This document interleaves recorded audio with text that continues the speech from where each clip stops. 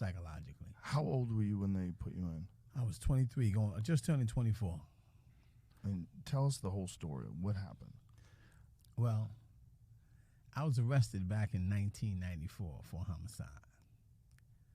I think that everyone knew that I didn't do this case at all. Everyone knew I didn't commit the crime. I mean, I literally woke up that afternoon because my girlfriend wanted to change her niece's costume. And she also had a taste for chocolate cake.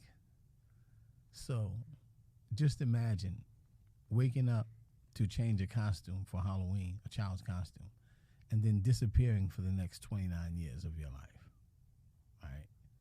And being charged with a homicide while the prosecutor involved in your conviction has a history of misconduct. And it wasn't until some 27, 26 years later that he finally gets arrested and gets convicted. Former Queens prosecutor John Scarpa, he gets convicted for the very same misconduct that I've been telling them about, that he's been doing for decades. So he would just find someone, pin it on them. Yeah, he would concoct a story, a theory, as he did in my situation. And he did this just to convict someone? Yeah. Anyone? Yeah. So yeah. It wasn't that he was targeting you?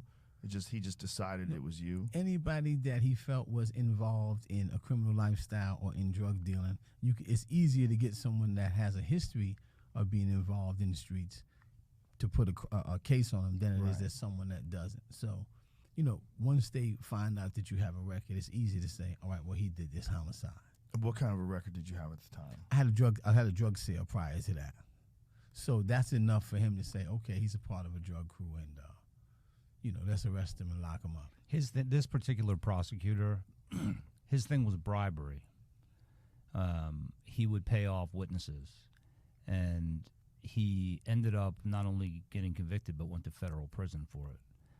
I should give some context here, because to the extent that Bruce is going to be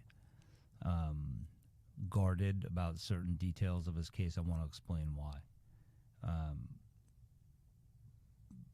Last time I was on with Derek Hamilton, we were, sort of previewing the center that we would open. So I left the Innocence Project. I was the ambassador of the Innocence Project. And I think that there was a real need for work being done on cases that didn't just involve DNA. So we deal with cases that involve all manner of what we think is junk forensic science that we've talked about: ballistics, arson, bite marks, and so on.